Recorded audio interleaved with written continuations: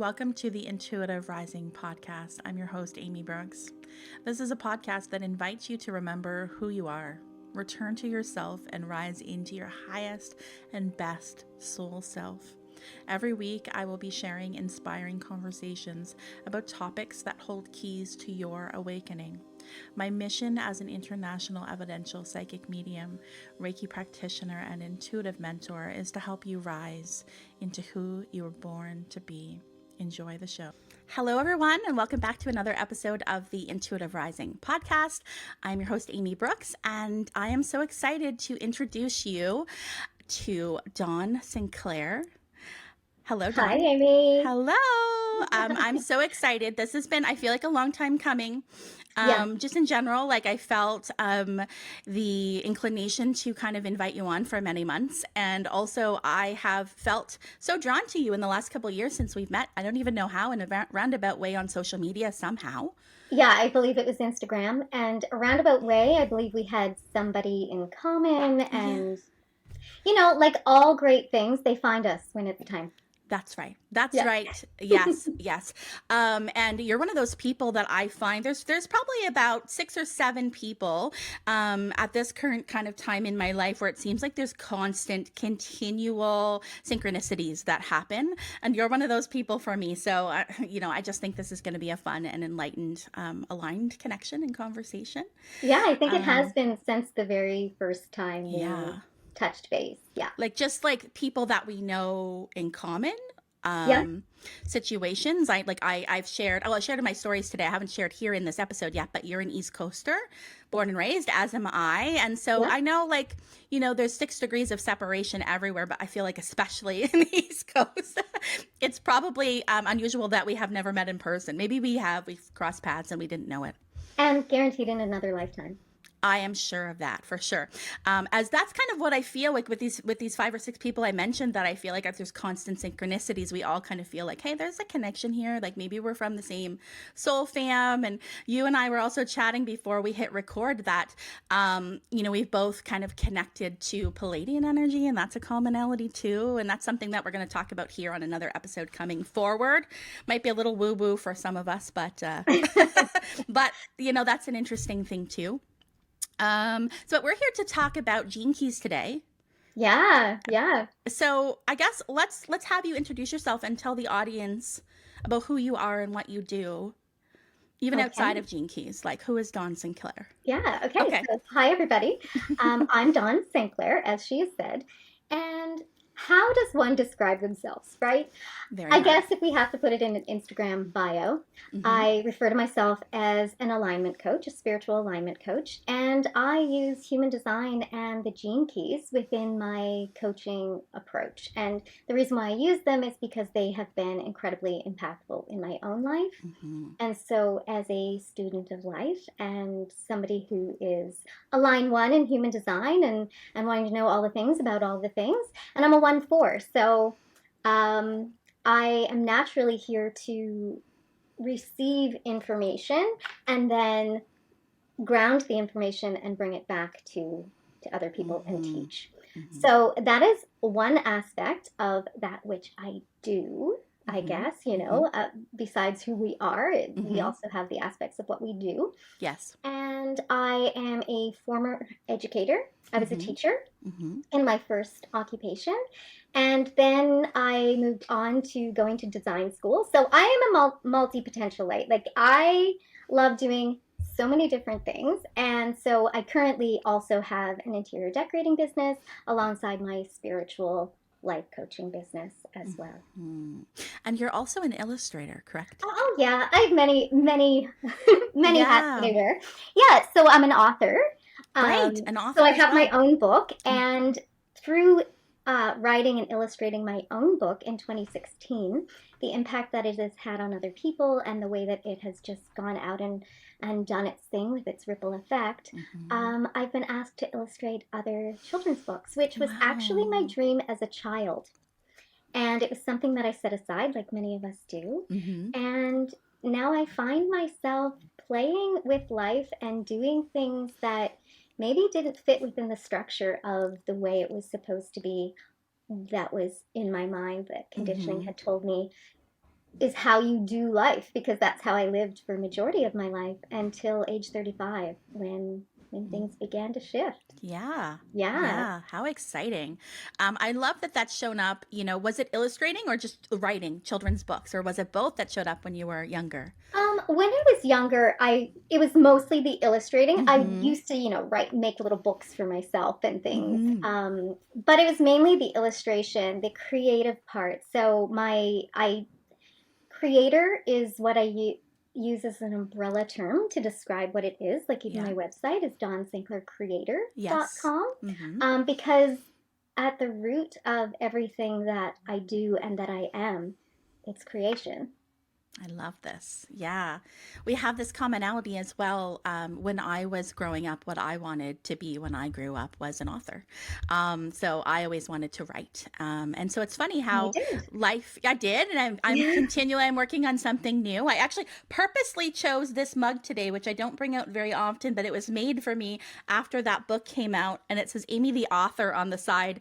And Nice. I was like, I'm gonna use this mug because I know there's been like a synchronicity with us, with this writing dream that I have. And maybe we Yes. can share that in time throughout this episode. But I purposely chose that because of that. I thought it was like kind of a nod to the universe. Hey, I'm listening and I'm following the breadcrumbs. So let's talk about what the gene keys are firstly, and then how did you kind of discover the gene keys? How did that show up in your life? Okay.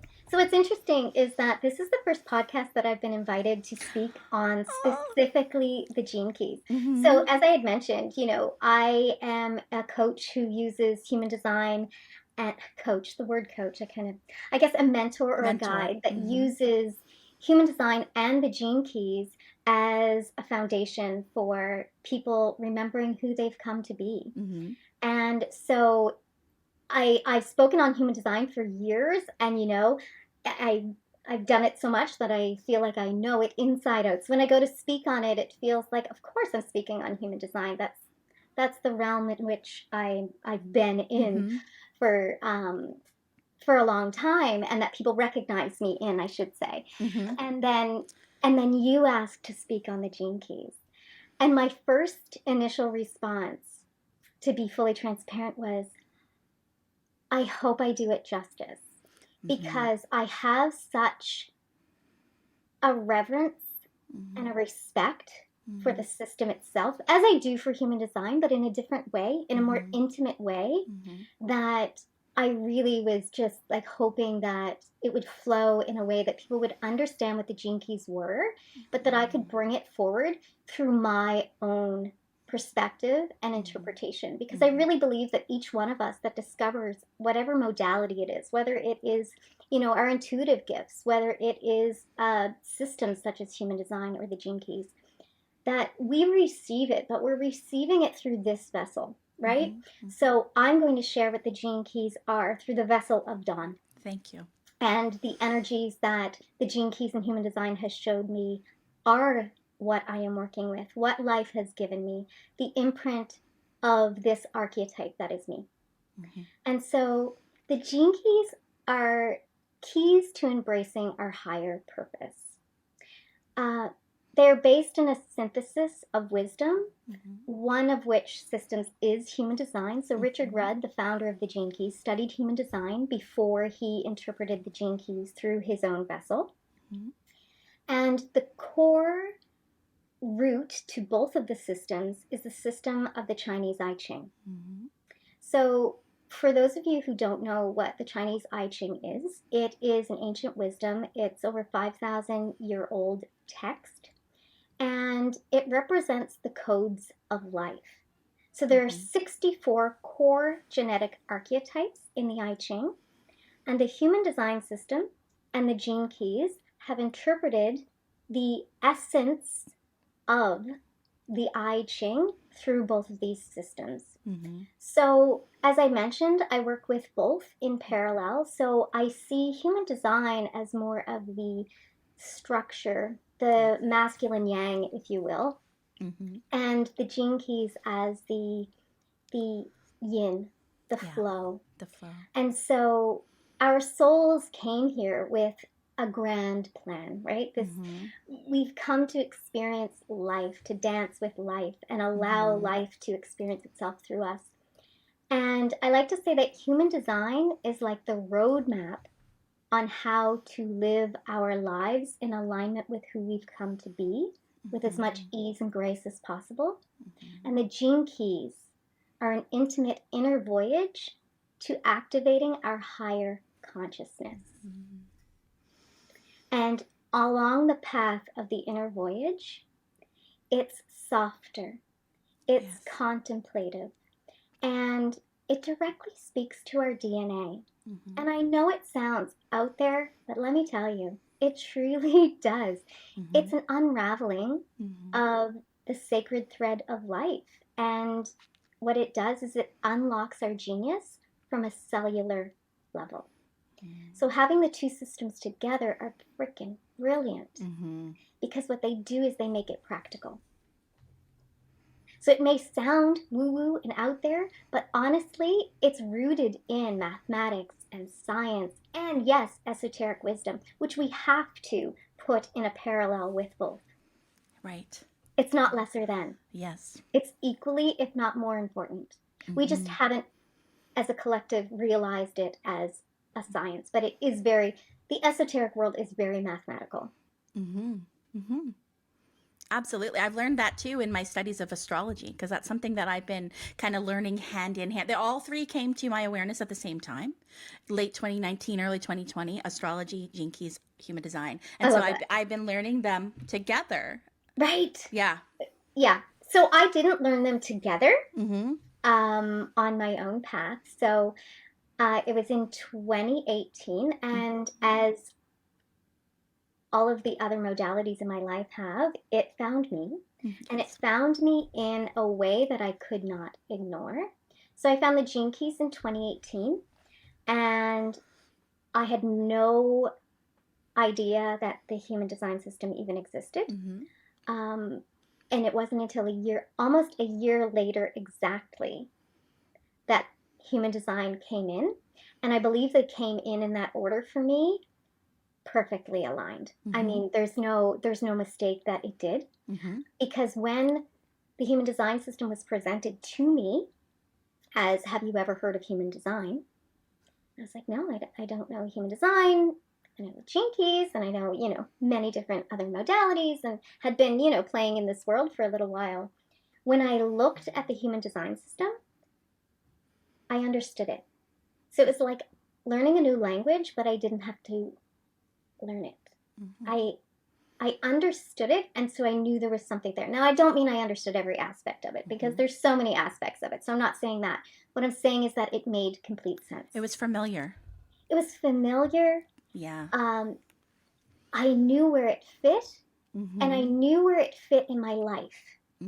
Like the clarity that came through, because when I came upon the gene keys in my own personal experience, I opened this system. It actually came across Facebook, to be honest. There was this event happening called a Gene Keys reading. No idea what it was. I thought, what is this thing? And so I plugged in, my date of birth, time, place, and it printed out this hologenetic profile, it's called, but I had no idea what it was at the time. It was a bunch of circles with numbers in them, some words beside it. But for whatever reason, I was captivated. And when it pulled up my personal profile, the words that were presented, just, as it does, it gives you a little, it just gives you like 3 words. It's your shadow, your gift, and your city of each of your spheres. But those words, Amy, spoke so deeply to me. They were me. And I didn't know how to explain it. And as many great things, when we can't explain it or put a label to it, we know it's something, right? And so I just knew I had to know more.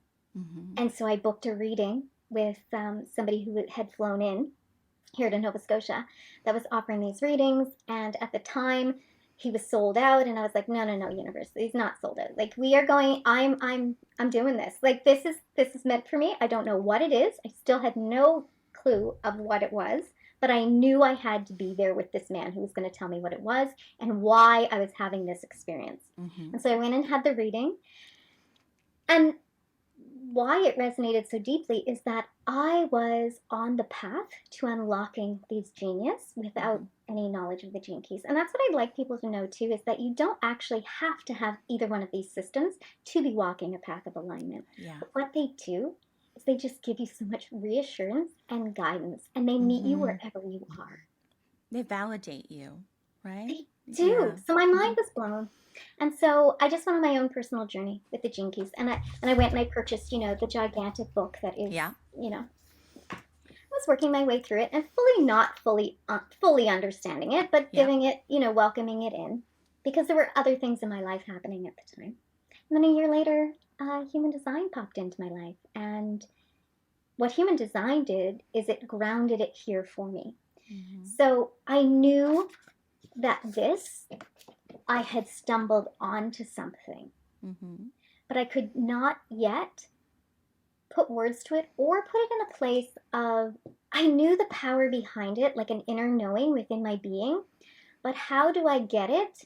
How do I express to people the importance of understanding our gene keys in this lifetime? Like putting it into practice? And how, this really is one of, the books that I feel like everybody on earth should just have. But how do you take this to people and say, okay, there's this thing, the Gene Keys, and people would be very excited by just my own enthusiasm in general around the system. Yeah.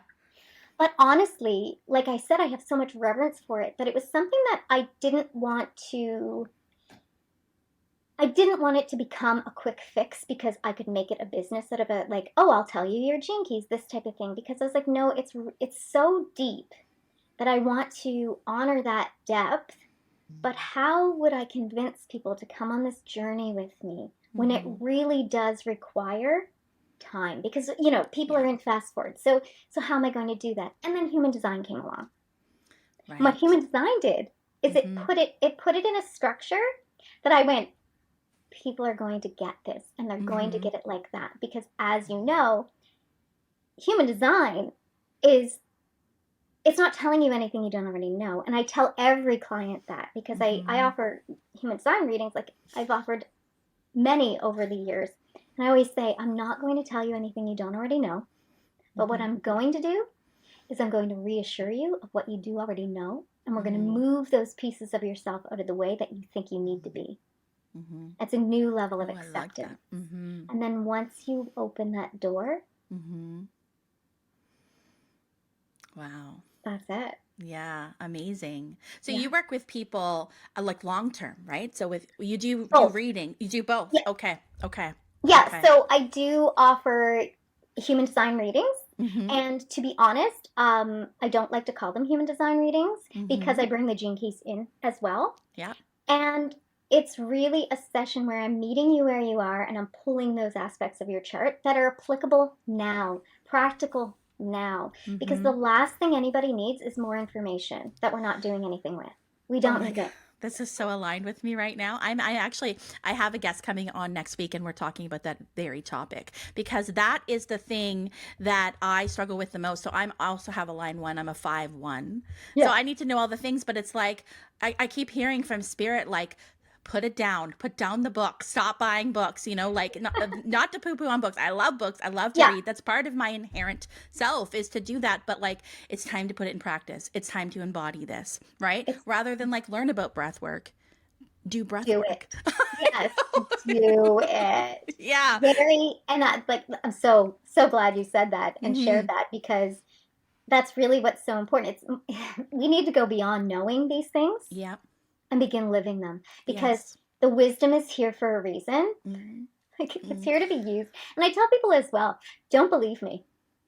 Do not believe me, because belief is a thought process that lives in here. I want you to receive the information, and I want you to integrate it, put it into practice, and you decide whether it's working for you or not. I love that. That's amazing. Because not everybody is here to take from these systems or take from the gifts that we have, right? And so in my sessions, I've also learned along the way my own intuitive abilities that have always been there, but I've learned to also allow them space through learning my own human design and Gene Keys, like allowing them to have space to shine and to be here too. Yeah. Oh, I Yeah. love that. So the next question I was going to ask was like how have learning about this system and these systems together has benefited your life? So Oh, you've kind of talked about that a little bit, but if you could yeah. maybe I mean, speak I to it. would say like, how has it not? But like if I could like focus in on one thing right now that's coming to my awareness to share, it's that the number one thing was for me not no longer forcing, Mm, learning to allow and to mm, trust. Because for years I was so conditioned to do things certain ways, and like this is the way we all do it. This is the way you succeed. This, all of the stories which really dictated the way in which I was living my life, which mm-hmm. looked quite successful from the outside, right? As Right. many of us do. Yeah. But it was really in allowing and trusting that if I didn't force and I put these things into practice, was I actually that magnetic? Like if I could get myself on my unique path of alignment, could what this system says it's got to offer Mm-hmm. me actually work? Mm-hmm. And it does. Yeah, because I think the beauty of these systems too is like learning that there is no one way, like it really kind of dispels the idea of like the status quo where there's like one way to be, because we literally have a unique blueprint that shows us how we are meant to succeed and align. So it kind of squashes all that It conditioning, does. right? Yeah. The differentiation piece is one of my favorite pieces Mm-hmm. of both systems because it shows us directly Mm-hmm. how our differences are actually our genius. Mm-hmm. And once we allow ourselves to accept ourselves, like I mean at a knowing level, like an embodied, we know that this is us, we're going to accept it and live it. We can't then not grant others permission to do the same. Right. Yes. So it takes away, it doesn't take away the shadows of judgment and all of these things completely, but it does soften. It softens it. Yeah, like how impactful that would be for personal relationships, Oh, it's, as husbands and wives and boyfriend and or girlfriends and children, children, parents and knowing children. who we're raising, Yes. game changer. Oh, goosebumps. Understanding that my husband actually doesn't understand when I say, "What is your gut telling you?" because he's a mental Right. projector, Wow. Yeah. where I just thought you're not tuned in. Like I was Right. judging, Yeah. well, what Yeah. is your body telling you? And he'd be like, I don't I know what you're talking don't. about. And I'm like, because it's interesting, both of our human design charts, I'm completely defined from the neck down, and he's a mental projector, which means he's only Yeah. defined from his neck up. Having to Wow. find that out was huge in our relationship, and just the level of understanding that then we could grant one another. Mm-hmm. And he's not, swimming in this world that we are Mm-hmm. whatsoever, but he is. Like he's In a got his different feet way. in, Mm-hmm. and he respects it, and he believes like we're totally onto something, but he's not Right. fully, yeah. Yeah. Yeah. Yeah. That's amazing. Have you found any like similarities between your charts? You know how like it seems like we attract sometimes what we need. Is there truth to that? Absolutely. I Yeah. mean, using mine and Devin's charts as examples, we probably couldn't be more opposite. Right. Okay. Okay. What Yeah. about with your child? And then when we look at our incarnation crosses, Yeah. they each support one another, which is Oh, interesting. amazing. And then my child, so I'm a generator. I'm a 1/4 Yeah. emotional generator, and I live with two projectors. So I'm the Okay. mom of a 1/3 splenic projector, and I'm married to a 3/5 mental projector. So the way in which our energy works, we Very different. all work completely unique. And although they're both projectors, as you know, the differentiation between projectors is vast. So they're Mm-hmm. they're not alike either. They don't dance like the same way as each other either. Mm-hmm. And so knowing this and knowing that we all need something different and where Mm-hmm. we can be there to support and allow, Mm-hmm. game changer. Fascinating. Yeah. Yeah, all five of us, so my husband and I and our three children are have emotional authority. So there's Wow. that. Yeah. My husband and I are generators. I'm a 5'1", he's a 3'5", and that learning he was a 3'5" made perfect sense for me as well. And then what do I've got for kids? I've got my daughter is a 4'6" emotional manifester. My middle guy is a 5'1" emotional projector, so he and I are the only similar 5'1s. Yes. And my youngest is a 2'4" emotional manifester. So we've got two manifestors and a projector being parented by two generators. Wow. So how do you find that 5'1", that how the 5'1" works through a generator like yourself versus through the projector? Oh, put me on the spot. I don't know how to. He's very, very wise. Okay, he's like born knowing. He's my baby medium. Like he's been born. He's just like me in so many ways, but he's also different. I feel like people just. I feel like with him, people either get him or they don't get him. Do you know what I mean? Is that a projector thing? Yeah, it can be. I mean, it can be for all types, anybody, depending on what level we're looking at, right? Because our type is only one aspect of an entire microcosm of like yes, all of this information, right? So that's one aspect. It's how his aura speaks.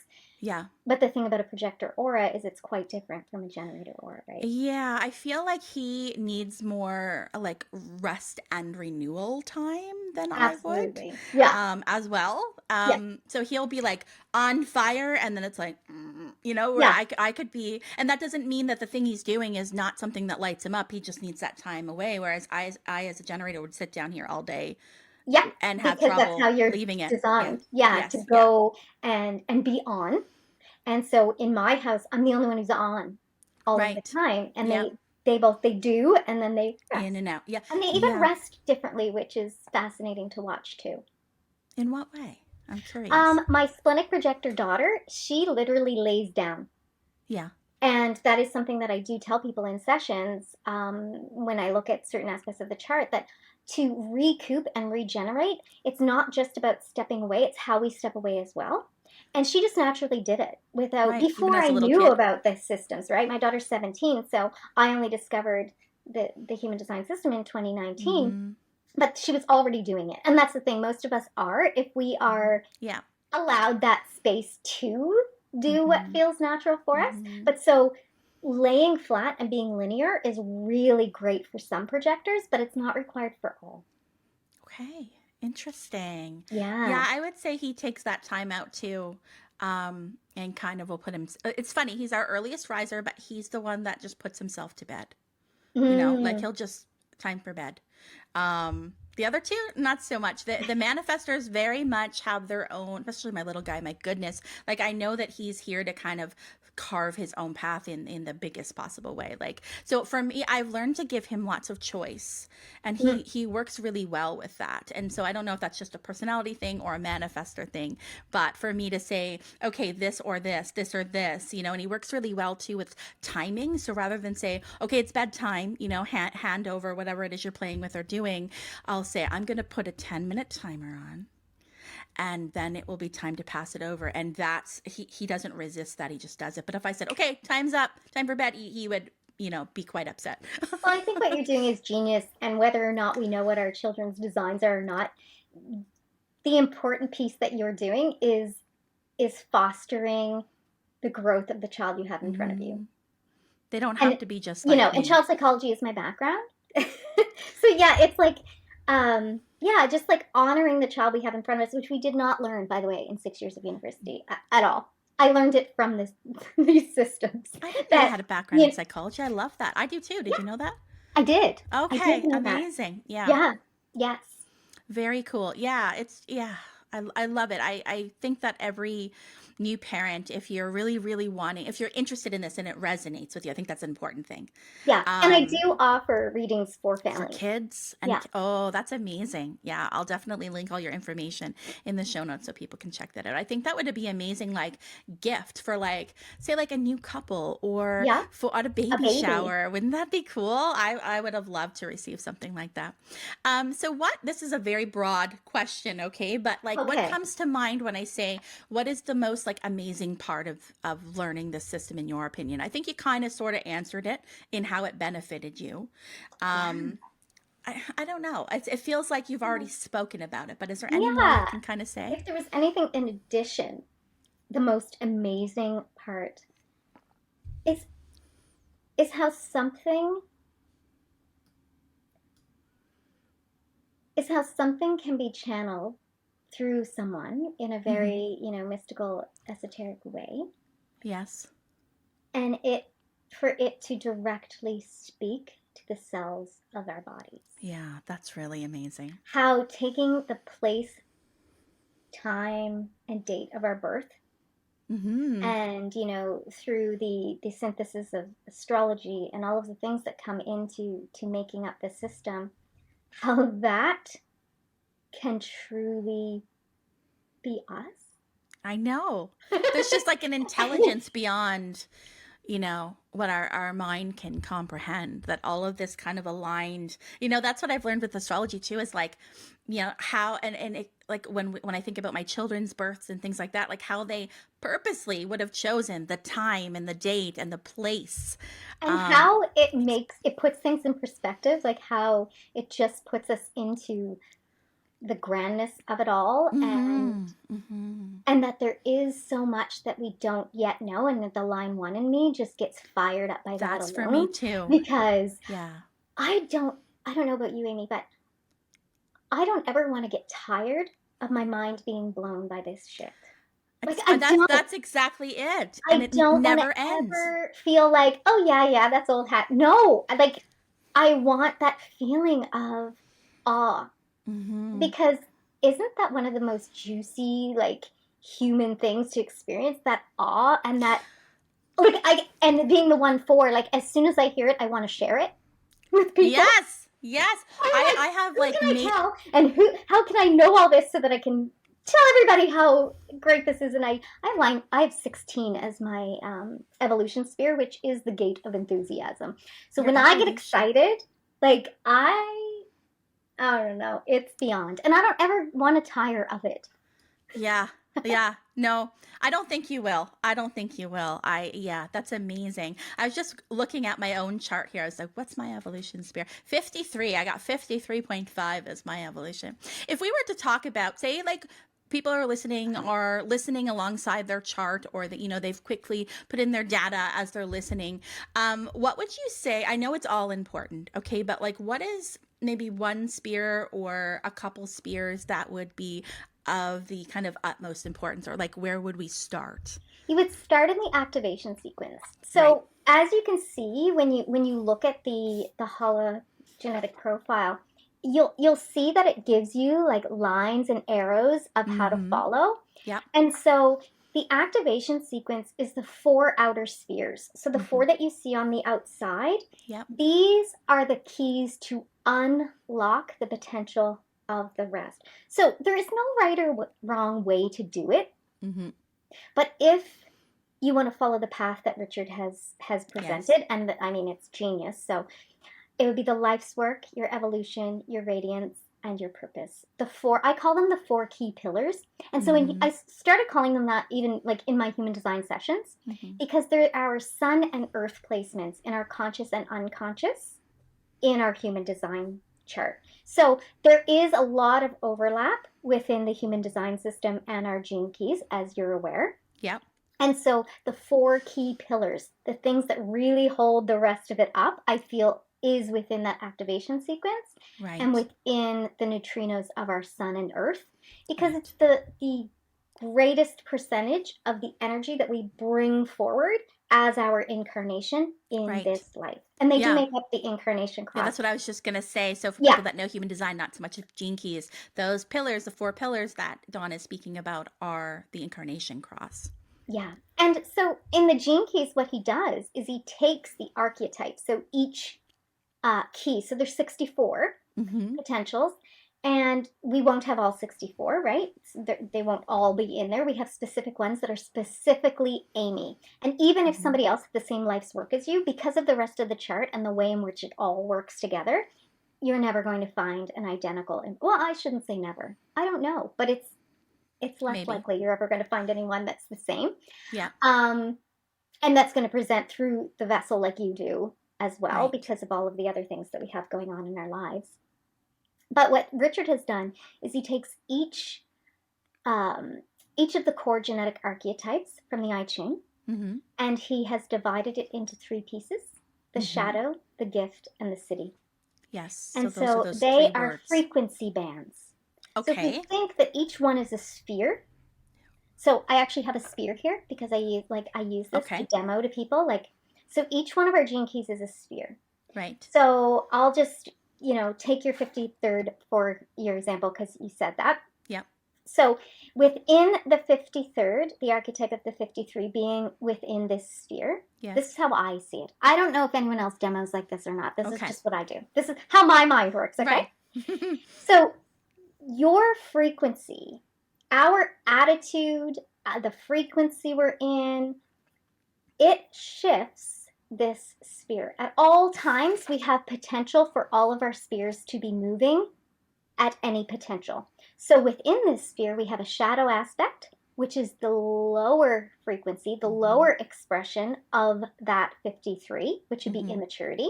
Yes. So if you're in a lower frequency or your attitude is kind of down for a bit, you might dip into this shadow aspect. Yep. Now, hidden within the shadow is the gift. And the path to unlocking the gift is through the shadow. Yes. So you cannot rush through the shadow. We got to look at ourselves. And the shadow isn't a bad thing. No. It's just an immature expression of the highest potential. It's just that it's still in the gestation period. It's not fully realized, basically. And so then when you elevate your frequency slightly, your sphere might turn to the gift aspect. And so that might be what is highlighted, what you're putting forward, that path that you're on. So if you think of them as frequency bands, switches a little bit. And then the highest possible potential for this realization for you in this lifetime is within the frequency called the city, which is a Sanskrit word. Right. Yeah. Yeah. Amazing. Does that make sense? It does. It fully makes sense, actually. Okay. And I was thinking about also when you're holding the spear and how you were rotating, and I'm like, just like, the sun and the earth and the movement of the planets, right? Now, I was thinking about that. Here's what's interesting is that I have always, from the time I existed, seen life as spherical, in circles. I've never seen things linear. I don't see time linear. I don't see dates linear. I don't see the year linear. I see it as a sphere. And I always have. So fascinating. Do you see dates like layers? No. How do you see it? I see it I see it like a circle. Like today, tomorrow, the next day, the next, like that? Okay. So the week is a circle. Time is so each day is a circle.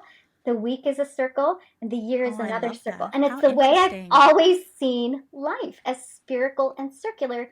And I've met very few people that have ever seen life in this way. And I've had quite many, after realizing it was rare, I just assumed everybody did, which is also fascinating when we learn that not everybody We do a lot of that. We assume everybody sees the same way. And then we're like, what? Yeah. Yeah. So I don't know. So then maybe that is what contributed to me seeing all of this the way that I did, in the ease that I did.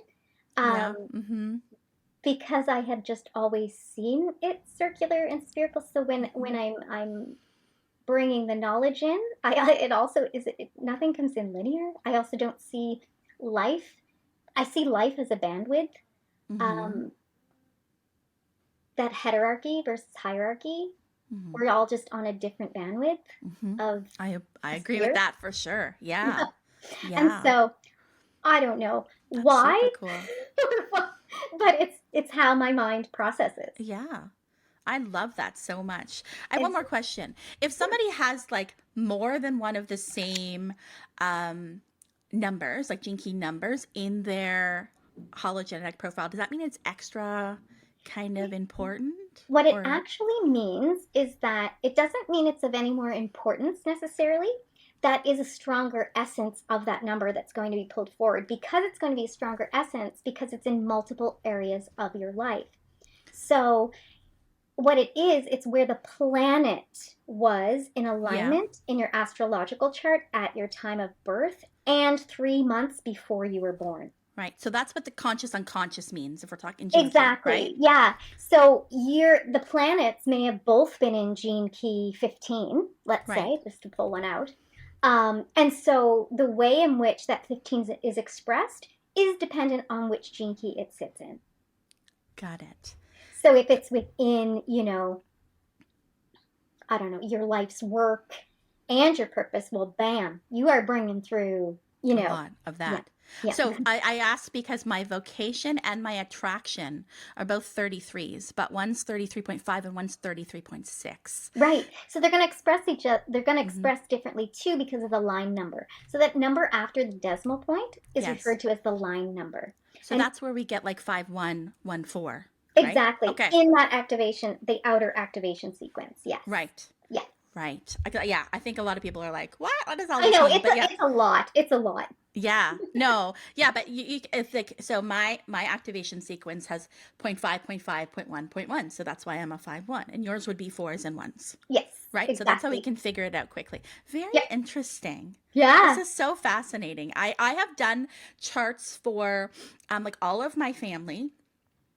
I haven't, like, there's some people I don't have like specific birth times for, like my father, but I have looked into what his like life's work is and things like that. It blows my mind. It's so fascinating. It's something, I don't know how often you see this, but I will share with you because I shared that my middle son is a 5-1 and I'm 5-1. Well, my mother's a 5-1, her mother's a 5-1, her mother was a 5-1, and her mother was a 5-1. So how's that? Wow. And it's really, I don't know the science behind this, but what I've realized is that when we have children, they often have a line number from their mother and from their father. Yes. How in the heck does that happen? Like our soul, it is so mathematically precise that our children take our line, the number after the decimal from each genetic. Yes. It's mind-blowing how really that is. Like that baby just goes, yeah, mom and dad have this, so I'm coming through. Like my daughter's a 1-3. Husband's a 3-5, and I'm a 1-4. Boom. Boom. And it's time and time again. And I haven't done any studies on this. I don't know if it's universal or not, but mind-blowing nonetheless. Yeah, I have a theory about, so I look at like things like this and also astrology through an evolutionary lens. So it's kind of like, why does this keep happening? Like, why are all the women here and then my son 5-1s? Like, what's that trying to tell us, right? And I think there's an evolutionary aspect to it. Absolutely. I find it very fascinating because like my youngest, for instance, I said he was a 2-4 emotional manifestor. So looks different to me in a lot of ways. Yet if you look at his astrological birth chart, he was born in a different sun sign than me, but his moon and his rising is the same, and he has like the same north node, the same south node, the same Venus, the same Mars. Like it's so similar, and I'm like, that guy's on a similar path to me in some way, right? Yep. Or he's that picking up what I'm putting down. That's incredible. I found with both of my sons, both have the same moon as me, so I have a Libra moon. I know that you're a Libra sun, correct? No, I'm a Sagittarius. Why did I think you're a Libra? Do you have Libra in your chart?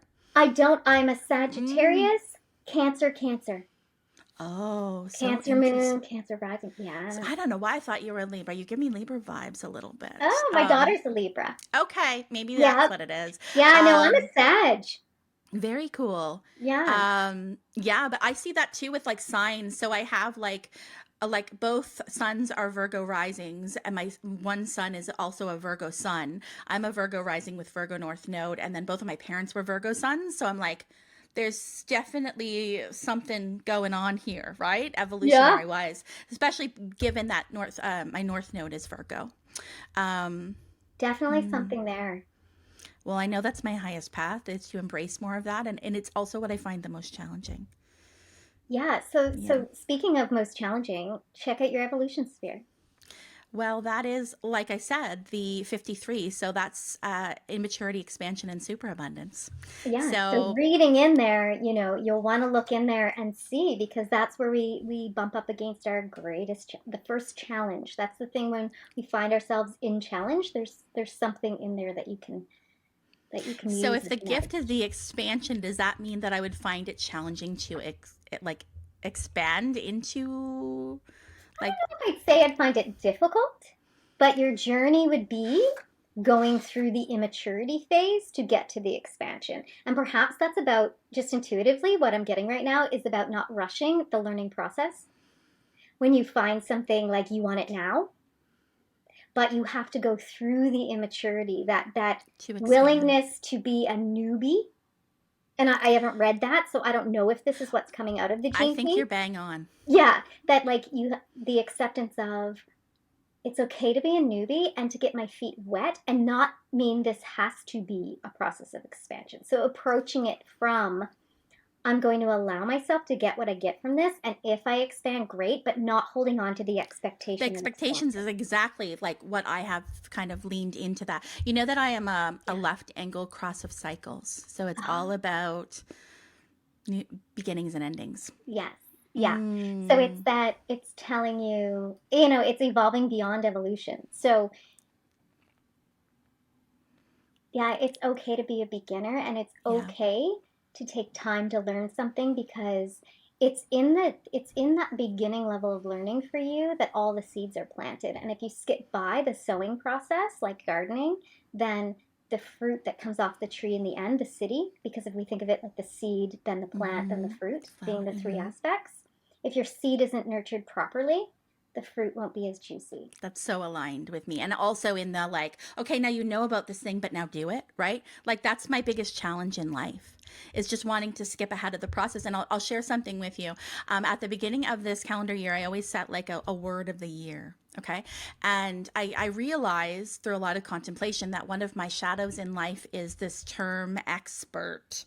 And like, I didn't realize I wanted to be an expert, but I was holding that as like this bar in some way. Like, I need to be an expert. Not only do I need to be seen as an expert, but I need to feel that I'm an expert.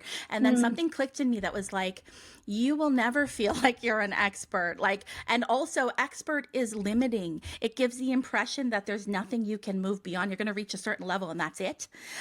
So my word of this year is enthusiasm. So I am now just an enthusiast of my craft. And so I was taking notes as you were talking of like words that gave me a little jolt: playground, creator, unraveling, allow, and awe. So I'm going to take those as some like words to really think about, contemplate, and embody more of in this lifetime. I invite the listeners to as well. It seems as if those are things that you work with and that excite you. Absolutely. Especially the playground word. I thought that was such a neat synchronicity way back in the day, because I remember there was a certain group of people that I was working with, and we were thinking of creating this like virtual spiritual kind of event. And we didn't end up doing it because there was like a lot of moving parts to the situation, but we were going to call it Spiritual Playground. And then you posted something, or you've got something called that or Spiritual something. Playground, yeah. Right. And I was like, this is so cool. But like, it really embodies that playfulness and tapping into the and this creation. Is the spiritual playground. Like anything That's can what we're be, here right? for. When we start to actually realize that like it's all a spiritual playground, because it all is. It just is spirituality, and whether we choose to recognize it as that or not. We're playing with it in different ways. Like you said, your husband might not be on the same path, but he's already embodying his own specific gifts, he'll in say his own way. Like, oh, that must be a projector thing. And so I know that he's been paying attention. It's seeping in, yeah. Yeah, absolutely. But like, he's not living it. You know what I mean? He's not out there talking to his buds about human design or the Gene Keys. But he's probably still embodying it in his own way, it seems, or it's beginning to. Right. Happen. Yeah. That's cool. Yeah. Yeah. And That's he, really cool. he does talk apparently to the guys at work. He works in environmental construction, so you can just imagine the conversations. And he comes home and he's like, I was telling the guys today about your sound, your crystal bowls, and how amazing they were and how they need to do it. And I was like, this is great. Yeah, I love this. Let's keep, I always want to like myth bust and make things more relatable so that more people are open to it, right? It's so important. I think that might be one of the paths why we resonate with one another so much, because from the very beginning, when the spiritual world started, tapping me on the shoulder or hitting me over the head, I often say I fell ass backwards. I fell ass backwards into it because I wasn't expecting it. I wasn't seeking. Oh, where was I going with that? I lost that thought. Where was I going with that one? How we resonated with each other over our kind of shared mission Oh, of yes. making spirituality, like Yeah. normalizing it. And And I would be in, groups with people who are also, playing on the spiritual playground.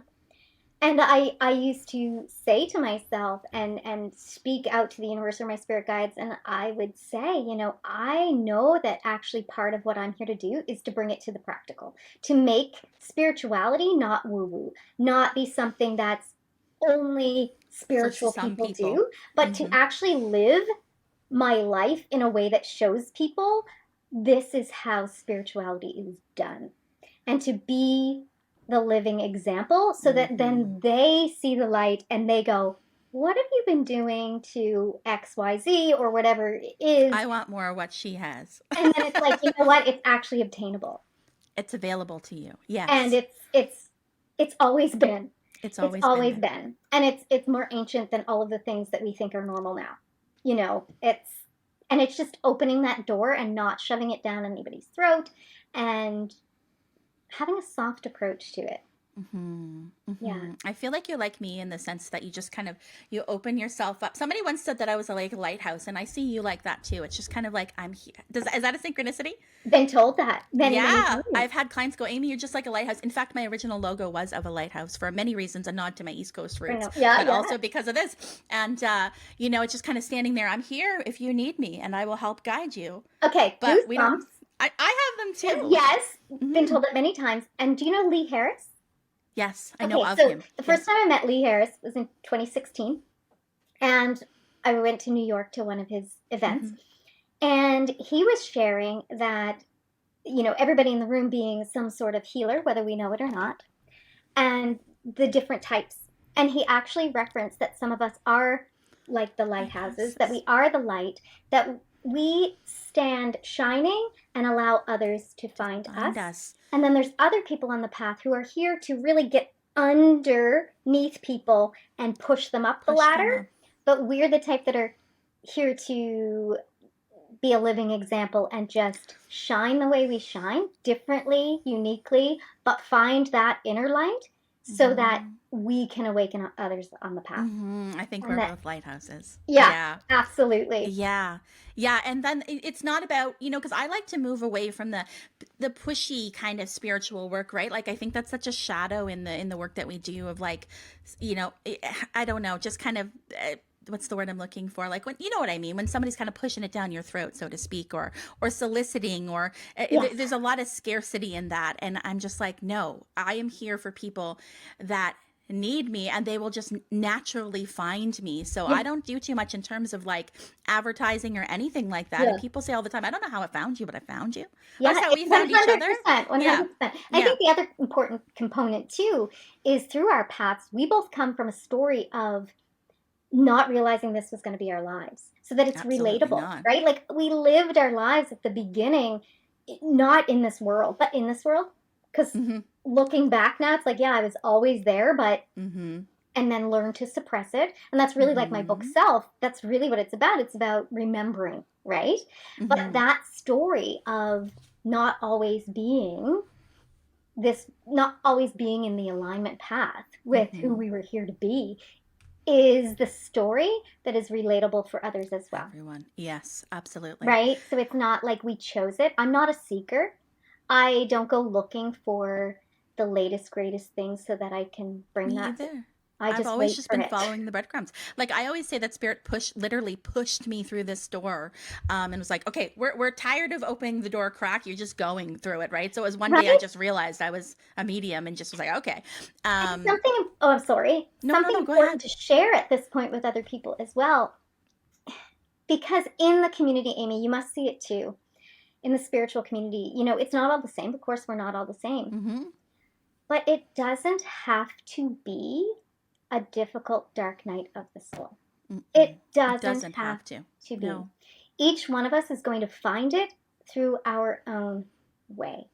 And Right. it doesn't mean that it's less valuable or more valuable. It's just a different way through. Thank you for pointing that out. Because sometimes when I share my story of like, that I stepped into my spiritual gifts and my mediumship because my dad passed, and people are like, well, I don't have a story like that. I didn't lose anything. I didn't go through a divorce. Didn't almost die in a car crash, It's like, okay. so it doesn't matter. I feel like it shows up on your path when it's meant to, as it does. For me, I felt like I had to be hit over the head.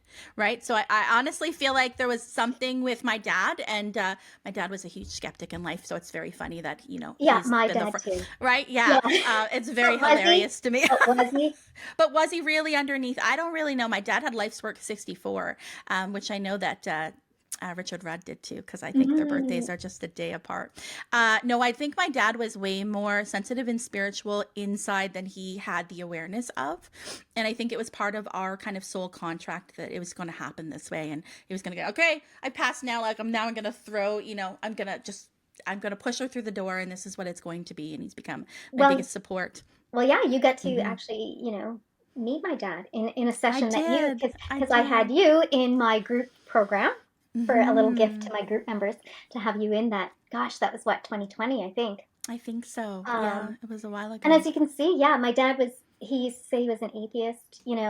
He didn't believe, and now you got to see. I know you don't remember all of the readings or whatever, but you might remember the energy. Where he's literally my greatest cheerleader, and every single reading that I have from the time I began readings, same thing. And he is there and learning from me from the other side, and it's and it's incredible. That's incredible.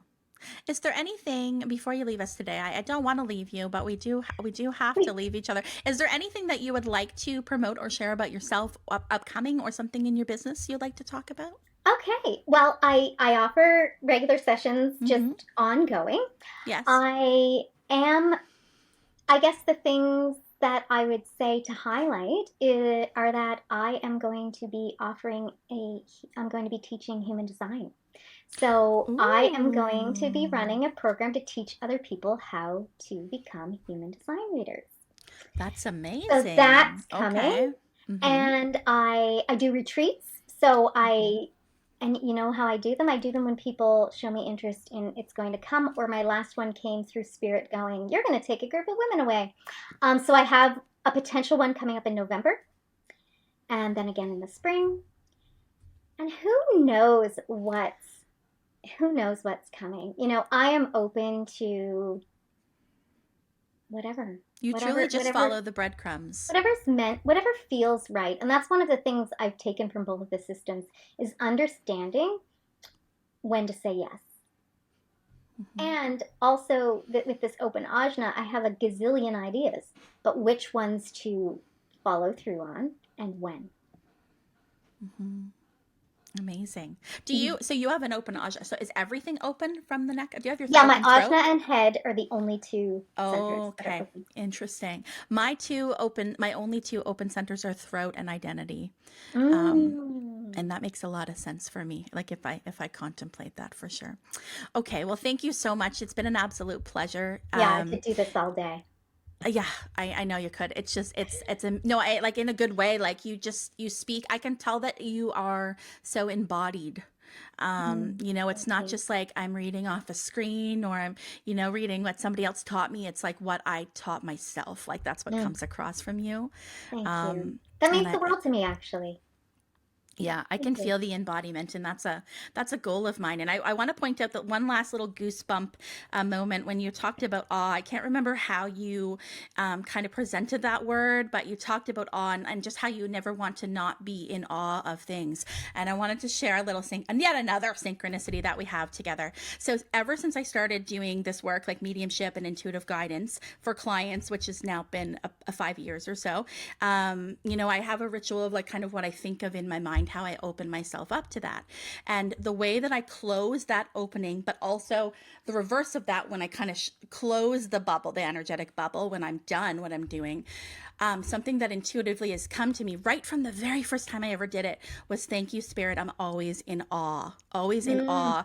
And so that word awe has been the lighthouse for me, and the thing that guides me to always stay in awe of the magic of the universe. And so I just got huge goosebumps, and I'm actually actually going to have that tattooed very soon. Always in awe. So as soon as you said it, I wrote it down. I circled it. I'm like, oh, this is so good. So aligned. I think that's wonderful to be in awe of yourself and others and the world around you. Yeah. Yeah. Thank you so much, Dawn. It's been a pleasure. Thank you for having me. Thanks for listening, everyone. See you next week.